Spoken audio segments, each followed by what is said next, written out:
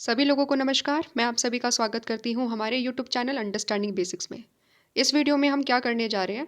इस वीडियो में हम डेवलपमेंट का जो सेकंड टॉपिक है उसको कवर करने जा रहे हैं। टॉपिक का नाम क्या है? टॉपिक का नाम है द चैलेंज ऑफ डेवलपमेंट। ठीक है, चलिए शुरू करते हैं, अंडरस्टैंड करते हैं कि हम इस टॉपिक में क्या पढ़ने जा रहे हैं। देखिए, अब तक हम लोगों ने क्या डिस्कस कर लिया? बेसिक हम लोगों ने एक इंट्रोडक्शन कर लिया डेवलपमेंट के बारे में, है ना। हमने समझ लिया कि डेवलपमेंट के मीनिंग की अगर हम बात करें तो उसमें हम दो चीज़ें समझते हैं। एक है नैरो मीनिंग ऑफ डेवलपमेंट, एक होता है ब्रॉड मीनिंग ऑफ डेवलपमेंट। जब हम नैरो मीनिंग की बात करेंगे तो कुछ हम लिमिटेड गोल्स तक ही अपने आप को सीमित कर देंगे। जैसे कि हम किसके बारे में बात करेंगे?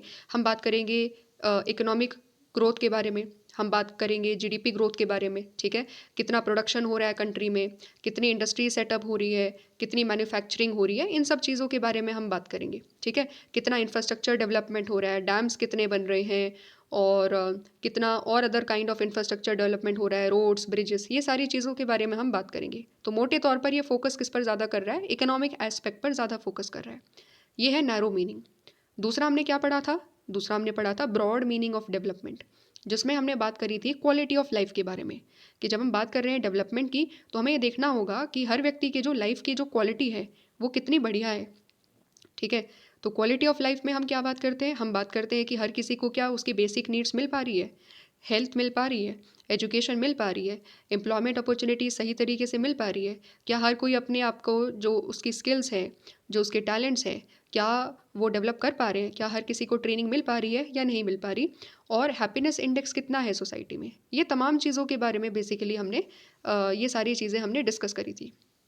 ठीक है, अब हम ये जो हमने दो प्रकार के डेवलपमेंट पढ़े, इससे तो हमने अंडरस्टैंडिंग ले ली डेवलपमेंट के बारे में, उसकी मीनिंग के बारे में।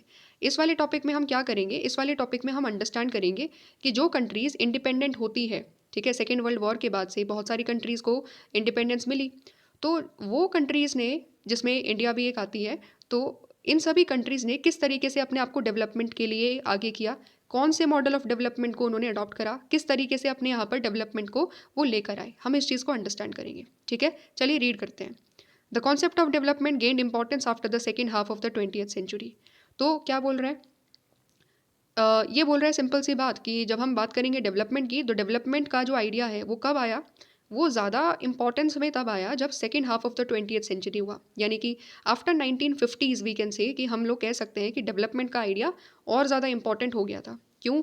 क्योंकि एशिया और अफ्रीका की जो बहुत सारी कंट्रीज़ थी उनको पॉलिटिकल इंडिपेंडेंस मिल चुकी थी। ठीक है, और उन्होंने क्या किया, फिर उन्होंने देखना चालू करा कि किस तरीके से अब हम अपने यहाँ पर डेवलपमेंट कर सकते हैं। ठीक है, so Asia and Africa countries gained political independence. They were often described as underdeveloped or developing. ठीक है, तो ये जो कंट्रीज़ जिसको इंडिपेंडेंस मिली, इन सबको क्या बोला जा रहा था? इनको बोला जा रहा था कि ये जो कंट्रीज़ है वो अंडर डेवलप्ड कंट्रीज़ है, या अभी फ़िलहाल ये डेवलपिंग कंट्रीज़ है। मतलब क्या है कि ये डेवलपमेंट के रास्ते पर चल रही है अभी। ठीक है, ये डेवलप्ड नहीं हो पाई है, ये डेवलपमेंट के रास्ते पर धीरे धीरे चल रही है। अब the comparison was with the richer countries in the western Europe and USA. ठीक है, तो उन्होंने क्या करा? उनको पता है कि ये लोग क्या है, डेवलपिंग है। अगर ये डेवलपिंग है तो कोई ना कोई कंट्री तो होगा ना जो डेवलप्ड होगा। तो डेवलप्ड कौन था? डेवलप था यूएस। ठीक है, और वेस्टर्न यूरोपियन कंट्रीज, ब्रिटेन हो गया, फ्रांस हो गया, ये सब क्या थे? डेवलपमेंट, ये सब डेवलप्ड कंट्रीज़ के नाम से जाने जा रहे थे। तो उन्होंने क्या करा? उन्होंने धीरे धीरे अपना जो कंपैरिजन है इन सभी कंट्रीज़ के साथ करना चालू कर दिया कि हम भी क्या करेंगे, हम भी जैसे कंट्रीज़ अपने आप को डेवलप्ड बना चुके हैं, हम भी उसी तरीके से डेवलप्ड बनाएंगे अपनी कंट्री को। ठीक है, सो 1950s and 1960s most countries of Asia and Africa ने क्या कर ली थी? इंडिपेंडेंस अटेन तो कर ली थी। ठीक है, ये सभी आज़ाद तो हो गए थे, लेकिन इनके सामने कुछ समस्याएं थी। ठीक है, इनके सामने समस्याएं थी। क्या समस्याएं थी? देख लेते हैं। They have to solve pressing problems of poverty, malnourishment, unemployment, illiteracy and lack of basic amenities that a majority of their populations faced. क्या कह रहा है? सिंपल सी बात कह रहा है कि आज़ादी तो मिल गई, ठीक है, लेकिन जो गुलामी के इतने लंबे सालों की वजह से जो इनका एक्सप्लॉयटेशन हुआ, जो उनके सारे रिसोर्सेज, जो कॉलोनाइज़र थे, जैसे इंडिया का सारे रिसोर्सेज कौन लेकर चला गया? ब्रिटेन लेकर चला गया। ठीक है, जितनी भी इकोनॉमिक वेल्थ थी इंडिया की सब लूट करके चले गए थे। ठीक है, और जो इंडिया का एग्रीकल्चर था, जो इंडिया का एजुकेशन सिस्टम था, सब कुछ एक तरीके से तहस नहस करके जा चुके थे वो। ठीक है, इसीलिए आज़ादी के बाद की जो सिचुएशन थी इन कंट्री के सामने वो ये थी कि इनके सामने बहुत सारी समस्याएं थी, ठीक है, जिसमें पोवर्टी थी, गरीबी बहुत ज़्यादा थी क्योंकि सारा का सारा रिसोर्सेज तो लेकर चले गए, मैल थी, भूखे लोग थे, ठीक है, हमारे एग्रीकल्चर को एक तरीके से तहस नहस कर दिया गया था, अनएम्प्लॉयमेंट थी हमारे सामने, इलिटरेसी थी हमारे सामने एक बहुत बड़ी समस्या, और जो बेसिक फैसिलिटीज़ होनी चाहिए, बाकी जो बेसिक फैसिलिटीज़ होनी चाहिए, रोटी कपड़ा और मकान, ये सारी की सारी समस्याएं थी जो हमें और बाकी सभी कंट्रीज़ को आज़ादी के बाद फेस करनी पड़ी, ठीक है। ऐसा क्यों हुआ? क्योंकि resources had been use not for their own benefit. Colonial rule के टाइम में हमें पता है कि हमारे रिसोर्सेज हमारे लिए यूज़ तो नहीं किए गए। किसने यूज़ करे? ब्रिटेन ने यूज़ करे या अदर कॉलोनाइजर्स ने यूज़ करे। किसके लिए? अपने लोगों के लिए, ठीक है। अपनी जेबें भरी उन्होंने, हमारे यहाँ के पैसों से अपनी जेबें भर के लेकर चले गए वो लोग, और बदले में क्या दिया? पोवर्टी दी, इलिटरेसी दी, और साथ ही साथ में मेल नरिशमेंट हमें छोड़कर इस हालत में चले गए वो लोग, ठीक है। तो ये चीज़ें थी हमारे सामने, ठीक है, सभी कंट्रीज़ के सामने जो इंडिपेंडेंट हुई उन सब के सामने इतनी बड़ी समस्याएं थी। लेकिन अब एक एडवांटेज था। एडवांटेज क्या था? कि हम सब लोग आज़ाद हो गए हैं। अब हमें पता है कि हमारे पास रिसोर्सेज है, ठीक है, हमारी कंट्री के रिसोर्सेज अब हमारे कंट्रोल में हैं, तो अब हम डिसाइड कर सकते हैं कि हम इन रिसोर्सेज का इस्तेमाल किस तरीके से और किन किन लोगों के लिए कर सकते हैं, है ना। तो हमारे पास चॉइस था कि हम कौन से डेवलपमेंट के मॉडल को अब अडॉप्ट करना चाहते हैं, ठीक है। देखते हैं आपकी बुक में क्या दिया हुआ है। Therefore it was now possible for them to formulate such policies which would allow them to overcome their backwardness. अब हमारे पास ये चांस थी कि हम अपनी बैकवर्डनेस को, अपनी गरीबी को, अपनी इलिटरेसी को, अशिक्षा को, भुखमरी को, सब कुछ दूर कर सकते हैं, और क्या बन सकते हैं? अपने आप को एक डेवलप्ड कंट्री बना सकते हैं, ठीक है। पूरी पूरी संभावनाएं थी हमारे पास क्योंकि अब हमने आज़ादी ले ली थी, ठीक है। अच्छा, अब नेक्स्ट पैराग्राफ में क्या दिया हुआ है? The concept of development has undergone many changes over the years. क्या बोल रहा है कि जब हम डेवलपमेंट की बात करेंगे ना, तो डेवलपमेंट का आइडिया बहुत ज़्यादा चेंज हुआ है बहुत सारे सालों में। धीरे धीरे करते हुए जो डेवलपमेंट का आइडिया है वो काफ़ी ज़्यादा चेंज हुआ, ठीक है। कैसे चेंज हुआ और किस तरीके से चेंज हुआ देखते हैं। In the initial year the focus was on catching up with the west in terms of economic growth and modernisation of societies. Initial year में क्या हुआ कि जो फोकस था ना सभी कंट्रीज़ का, वो क्या था? जैसा हमने देखा भी कि हमारा फोकस किस पर था। हमारा फोकस था कि अच्छा, अगर डेवलप्ड है, यूएस डेवलप्ड है, वेस्टर्न कंट्रीज़ डेवलप्ड है, तो हम क्या करेंगे? हम भी उनके जैसे ही बनने की कोशिश करेंगे। ये फोकस था। तो यहाँ पर भी ये सेम टू सेम बात बोली गई है कि वेस्ट और जो यूरोपियन कंट्रीज़ है, ठीक है, मतलब अमेरिका हो गया और जो यूरोपियन कंट्रीज़ हो गई, उसको कैच करने की हम लोगों का फोकस था कि हम उसको एक तरीके से उसके जैसा ही डेवलपमेंट अपने यहाँ पर करेंगे। और इसके लिए क्या करना था? इकोनॉमिक ग्रोथ करनी थी अपनी कंट्री में, और साथ ही साथ मॉडर्नाइजेशन ऑफ सोसाइटीज़ को फोकस करना था, सोसाइटीज़ का मॉडर्नाइजेशन करना था, क्योंकि यही सेम टू सेम चीज़ कहाँ हुई थी? यही सेम टू सेम तरीका वेस्ट ने भी अपने यहाँ पर अपनाया था, जिसकी वजह से वो एक इकोनॉमिक पावर हाउस के तौर पर या इकोनॉमिक पावरफुल कंट्रीज़ बन चुके थे, ठीक है।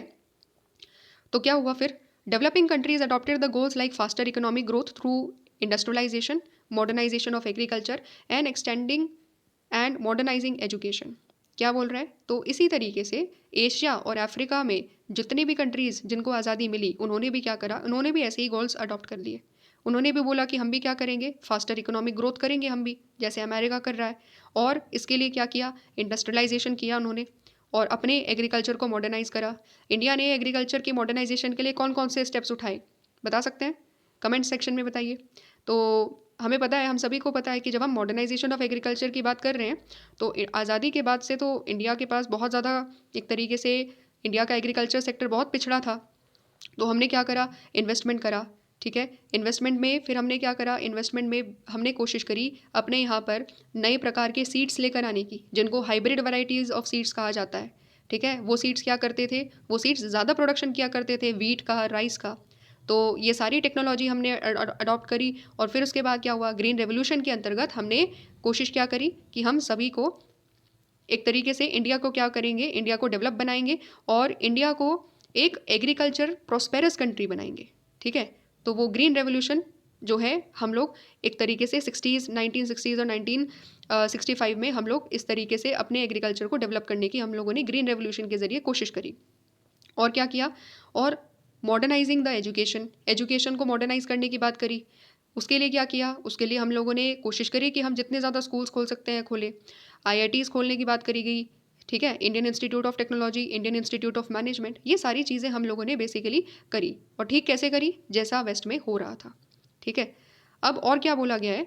It was believe that at the time state was the only agency capable of initiating this kind of social and economic changes. क्या बोल रहा है? उस टाइम पीरियड में क्या माना जाता था? उस टाइम पीरियड में ये माना जाता था कि जो गवर्नमेंट है, जो स्टेट है, केवल वही कैपेबल है ये जो सोशल और इकोनॉमिक चेंजेस करने के लिए। ठीक है, मतलब क्या है? मतलब ये है कि अगर सपोज हमें एग्रीकल्चर में इन्वेस्टमेंट करना है, ठीक है, अगर हमें ट्यूबवेल्स बनवाने हैं या फिर हमें कोई और इरिगेशन का फैसिलिटीज़ डेवलप करना है, ठीक है, और ट्रैक्टर्स एक तरीके से यूज़ करने हैं, ये सारी की सारी चीज़ों में पैसा चाहिए। पैसा कौन लेकर के आएगा? अभी प्राइवेट सेक्टर तो इतना ज़्यादा डेवलप नहीं हुआ, ठीक है, इंडस्ट्रियल डेवलपमेंट तो बहुत ज़्यादा नहीं हुआ अभी। ठीक है, तो इसीलिए क्या बोला जा रहा था कि अगर कोई भी बड़ा इन्वेस्टमेंट करना है, अगर बड़ा चेंजेस लेकर आने हैं सोशल लेवल पर और इकोनॉमिक चेंजेस अगर हमें लेकर के आने हैं, तो वो गवर्नमेंट ही कर पाएगी, क्योंकि गवर्नमेंट के पास ही अभी इतनी रिसोर्सेज है और गवर्नमेंट के पास ही इतनी एबिलिटी है कि वो सारी चेंजेस कर सकती हैं, क्योंकि बड़े लेवल पर ये चीज़ें करनी थी। अभी हमारे पास प्राइवेट सेक्टर का रोल इतना इसीलिए उतना ज़्यादा नहीं था। गवर्नमेंट ने ही अपनी रिस्पॉन्सिबिलिटी निभाई और गवर्नमेंट ने ही कोशिश करी जितने भी ये जो डेवलपमेंट थे, एजुकेशन में हो चाहे इंडस्ट्रियल डेवलपमेंट की बात करी गई, तो ये सारी चीज़ें किसने हैंड ओवर करा? रिस्पॉन्सिबिलिटी किसने थामी? गवर्नमेंट ने थामी। ठीक है, और क्या बोला? और यहाँ पर है कि जब कंट्रीज़ ने इस तरीके से बोला कि हम इंडस्ट्रियल डेवलपमेंट भी करेंगे, हम एजुकेशन को भी मॉडर्नाइज करेंगे, तो बहुत सारी कंट्रीज़ के पास पैसे नहीं थे। ठीक है, इतने ज़्यादा भी पैसे नहीं थे हर कंट्री के पास कि वो सारी की सारी चीज़ें कर सके जो उन्होंने गोल सेटअप करे थे। तो उन्होंने क्या करा? उन्होंने एक रास्ता अपनाया। उन्होंने कोशिश करी कि जो इंटरनेशनल इंस्टीट्यूशंस है, जैसे वर्ल्ड बैंक हो गया, IMF हो गया, ठीक है, इन सब से पैसे भी लिए उन्होंने, लोन भी लिया। और ऐसा ही नहीं है कि केवल IMF और वर्ल्ड बैंक से लिया, जो डेवलप्ड कंट्रीज़ है, ठीक है, USA हो गया या अदर कंट्रीज़ होगी, तो उनसे भी उन्होंने लोन लेकर के अपने यहाँ पर डेवलपमेंट करना चालू कर दिया था। ठीक है, तो इस तरीके से क्या किया? एशिया और अफ्रीका की जो कंट्रीज़ थी, जो आज़ादी प्राप्त करी जिन्होंने 1950s के बाद, इस तरीके से उन्होंने अपने यहाँ पर डेवलपमेंट शुरू करा। इंडिया में स्पेसिफिकली क्या हुआ? इंडिया में हमने और क्या क्या चीज़ें करी है, वो गहराई में दी हुई है, अंडरस्टैंड करते हैं इस पर्टिकुलर पैराग्राफ में। In India, a series of 5-year plans for development was made starting from 1950s and these included a number of mega projects. Mega projects हम लोगों ने करे, ठीक है। तो इंडिया में क्या हुआ? इंडिया में हम लोगों ने 5-year प्लान अडॉप्ट करा डेवलपमेंट के लिए। बेसिकली हुआ क्या था? आज़ादी के बाद नेहरू जी क्या करे? नेहरू जी ने अलग अलग कंट्रीज़ में जा कर के देखा कि अच्छा US कैसे डेवलप कर रहा है, पूरा मॉडल देखा उनका। अच्छा, रशिया कैसे डेवलप कर रहा है अपने आप को, ठीक है, USSR कैसे डेवलप कर रहा है, देखा। इस तरीके से अलग अलग कंट्रीज़ के डेवलपमेंट मॉडल्स को देखा और फिर अपने यहाँ पर जो हमारे लिए जो बेस्ट सूटेबल लगा उस टाइम पीरियड के लिए, वो चीज़ अडॉप्ट करी गई। और उस मॉडल में क्या आया? 5 ईयर का प्लान, कि हम क्या करेंगे? हम डेवलपमेंट करेंगे 5 साल के एक पीरियड में, कि 5 साल में कुछ सर्टन टारगेट्स बनाएंगे और उन टारगेट के लिए कुछ अपना पैसा इन्वेस्ट करेंगे और फिर देखेंगे कि उसमें कितना डेवलपमेंट हो पाया है, कितना GDP ग्रोथ हो पाया है, कितने डैम्स का कंस्ट्रक्शन हमने करा है और कितने जो है हम लोगों ने IIT सेटअप करे हैं और कितने डेवलपमेंट्स हम लोग कर पाए हैं, कितना एग्रीकल्चर में इन्वेस्टमेंट करा है। ये सारी चीज़ें हम 5 साल के लिए करेंगे, ठीक है, 5 ईयर्स के लिए करेंगे। यही चीज़ 5 ईयर डेवलपमेंट नाम के 5 ईयर प्लान के नाम से एक तरीके से आई। तो 5 ईयर प्लान अडॉप्ट करे गए। 5 ईयर प्लान में बड़े बड़े मेगा प्रोजेक्ट्स का मतलब क्या है? बड़े बड़े प्रोजेक्ट्स, जैसे कि भाखरा नांगल डैम बनाना, ठीक है, डैम बन गया। फिर उसके बाद स्टील प्लांट सेटअप करे गए, ठीक है, जो उड़ीसा का इलाका है, झारखंड का इलाका है, वहाँ पर स्टील प्लांट्स बनाए गए, ठीक है, और माइनिंग करी गई, क्योंकि हमें पता है कि हमारे पास तो बहुत सारे रिसोर्सेस है। कोयला अगर हमारी ज़मीन में है तो माइनिंग करी गई, कोयला को निकाला गया क्योंकि हमें एनर्जी चाहिए थी उस पीरियड में, ठीक है। और क्या किया गया? फर्टिलाइज़र का प्रोडक्शन किया गया। और क्या किया गया? एग्रीकल्चर टेक्निक्स को इम्प्रूव करा ग्रीन रेवोल्यूशन के ज़रिए, जिसमें हमने नई नई सीड्स का अडॉप्शन करा और इरिगेशन की फैसिलिटीज़ को डेवलप करा, ठीक है। ये सारे तरीके थे जो सब ये सारी चीज़ें 5 ईयर प्लान्स में आती थी। जैसे फर्स्ट 5 ईयर प्लान 1951 ऑनवर्ड्स चालू किया, फिर उसके बाद second 5 year plan, third 5 year plan, इस तरीके से हमने क्या करा? डेवलपमेंट करा अपना, ठीक है। अब इसमें फोकस क्या था? इसमें भी हमारा ये जो फोकस था वो ये था कि it would have an impact on economy and significantly increase the wealth of the country. हम ये सोच कर चल रहे थे कि अगर हम ये सारी चीज़ें करेंगे तो इससे हमारी कंट्री की इकोनॉमी बढ़ेगी और हमारी कंट्री की जो वेल्थ है वो बढ़ेगी, ठीक है। मतलब क्या था? मतलब था कि हम इकोनॉमिक डेवलपमेंट पर फोकस कर रहे थे कि हमारी GDP ग्रोथ बढ़नी चाहिए और हमारी जो कंट्री की वेल्थ है वो और ज़्यादा बढ़नी चाहिए, ठीक है, और क्या सोचा गया था?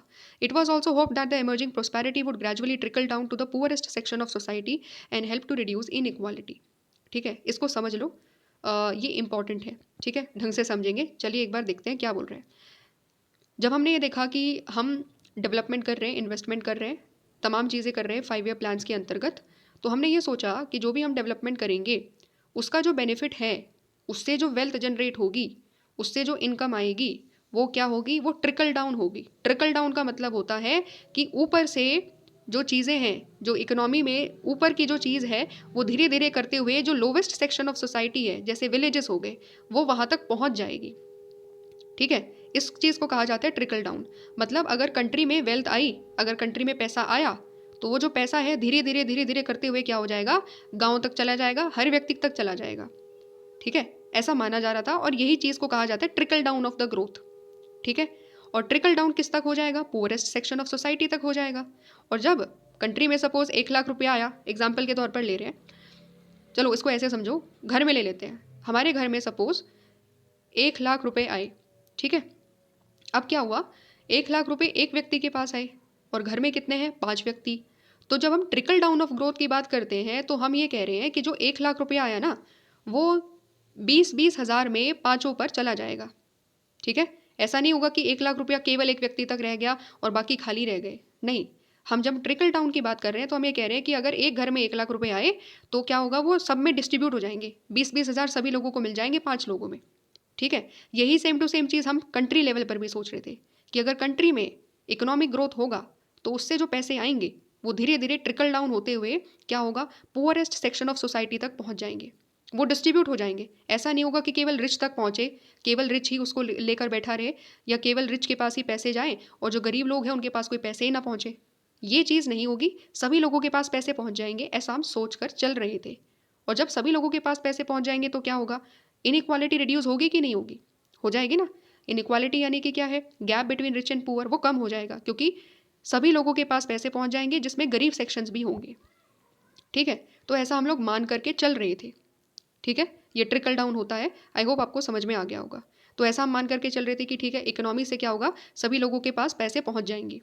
और क्या किया हम लोगों ने? और हम लोग ने आईआईटीज़ का डेवलपमेंट करा। ठीक है, आईआईटीज़ में नए नए एजुकेशनल इंस्टीट्यूशन, जैसे IITs, Indian institute of technology, और साथ में इंडियन इंस्टीट्यूट ऑफ मैनेजमेंट, ये सारे भी हमने डेवलपमेंट करने चालू करे। क्योंकि इससे हमें क्या मिल रहा था? इससे हमारी जो कंट्री में जो एडवांस कंट्रीज़ के साथ लिंक भी बढ़ रहे थे। ठीक है, कि दूसरी कंट्रीज़ में किस तरीके से टेक्निकल एजुकेशन दी जा रही है, मैनेजमेंट की एजुकेशन दी जा रही है, तो वैसा ही सेम टू सेम हम अपनी कंट्री में भी कोशिश कर रहे थे। और जितना ज़्यादा हो सकता था, सोसाइटी को मॉडर्न और फॉरवर्ड लुकिंग बनाने की हम लोग कोशिश कर रहे थे। ठीक है, ये सारी चीज़ें हमने करी। अब लास्ट पैराग्राफ में क्या दिया हुआ है देखते हैं। However, the model of development adopted by India and the other countries have come under a great deal of criticism over the years, and this has led to some rethinking about the goals and the processes of development today. क्या बोल रहा है? ये जो model of development हमने अपनाया, ऐसा नहीं है कि केवल इंडिया ने ही ये चीज़ करी, वेस्ट को फॉलो करते हुए इस तरीके से हमने चीज़ें करी। ऐसा केवल इंडिया ने नहीं करा, बाकी सभी कंट्रीज़ ने भी करा। क्योंकि उस टाइम पीरियड में तो जो मॉडल कंट्रीज़ था कि अच्छा डेवलप्ड कौन है? वेस्ट है ना। तो ऐसा ज़्यादातर कंट्रीज़ ने करने की कोशिश करी। तो ये जो मॉडल ऑफ डेवलपमेंट इंडिया ने अपनाया, बाकी सभी कंट्रीज़ ने अपनाया, जिसमें हमारा फोकस इकोनॉमिक ग्रोथ पर रहा था, इस पर्टिकुलर मॉडल को क्रिटिसाइज़ किया जा रहा है। ठीक है, ओवर द ईयर्स धीरे धीरे करते हुए क्रिटिसाइज़ किया जा रहा है, और ये बोला जा रहा है कि देखो, इसकी वजह से तो बहुत ज़्यादा काफ़ी सारे इसके कॉस्ट भी है, सोशल कॉस्ट भी है इसका। तो ठीक है, सोशल कॉस्ट का मतलब क्या है कि अगर आपने डैम्स बनाए, तो देखो डैम्स की वजह से ट्राइबल्स को नुकसान पहुंच गया। ठीक है, इसका तो एनवायरमेंटल कॉस्ट भी है। देखो, अगर आपने जो एग्रीकल्चर में ग्रीन रेवोल्यूशन करा, उसमें फर्टिलाइज़र कितना ज़्यादा यूज़ करना चालू कर दिया, इसकी वजह से क्या हुआ? इसकी वजह से जो सॉइल की क्वालिटी थी, जो सॉइल की फर्टिलिटी थी, वो क्या होगी? वो तो डैमेज हो गई। ठीक है, तो ये सारे इस तरीके से कोई सोशल कॉस्ट की बात कर रहा है, कोई इन्वायरमेंटल कॉस्ट की बात कर रहा है। इसी की वजह से क्या हुआ? ये जो मॉडल था हमारा, उसको क्रिटिसाइज़ किया जाने लगा। और फिर हम लोग सोचने लगे कि हमें क्या करना होगा। हमें अपने गोल्स को, जो हमने गोल सेट करे थे कि हम एजुकेशन, एक तरीके से एजुकेशन को मॉडर्नाइज़ करेंगे और इंडस्ट्रियल डेवलपमेंट करेंगे, इन गोल्स के बारे में हमें दोबारा से सोचना चाहिए। ठीक है, इन गोल्स के बारे में हमें क्या करना होगा? दोबारा से हमें सोचना होगा, और दोबारा से हमें देखना होगा कि क्या इस मॉडल में कुछ चेंजेस किए जा सकते हैं और अगर चेंजेस किए जा सकते हैं तो वो क्या चेंजेस हो सकते हैं। ठीक है, तो मोटा माटी तौर पर यही है कि हम ये जो मॉडल हमने अडॉप्ट करा, अब हम इसके एक तरीके से जो इश्यूज़ हैं इसमें, उस इश्यूज़ को पढ़ेंगे और किस तरीके से इस मॉडल को क्रिटिसाइज़ किया जा रहा है उस चीज़ को हम अंडरस्टैंड करेंगे। लेकिन ये वीडियो यहीं तक, इसमें हमें यहीं तक अंडरस्टैंड करना था। नेक्स्ट वीडियो में हम अंडरस्टैंड करेंगे जो हमारा क्रिटिसिज्म ऑफ डेवलपमेंट मॉडल्स है। ठीक है, आई होप आपको एक अंडरस्टैंडिंग मिली होगी। मोटा मोटा हमने आइडिया समझा, इंडिया के बारे में समझा कि इंडिया ने किस तरीके से अपना डेवलपमेंट मॉडल अडॉप्ट करा। और नेक्स्ट टॉपिक में हम नेक्स्ट चीज़ को पढ़ेंगे, इस मॉडल के बेनिफिट्स क्या रहे और इस मॉडल में क्रिटिसिज्म क्या किया जा रहा है, वो सब अंडरस्टैंड करेंगे। ठीक है, तो अगर वीडियो अच्छी लगी हो, एक्सप्लेनेशन अच्छा लगा हो, तो आप लाइक कर सकते हैं, चैनल को सब्सक्राइब कर सकते हैं। मिलेंगे नेक्स्ट वीडियो में नेक्स्ट टॉपिक के साथ। तब तक सभी लोगों को नमस्कार।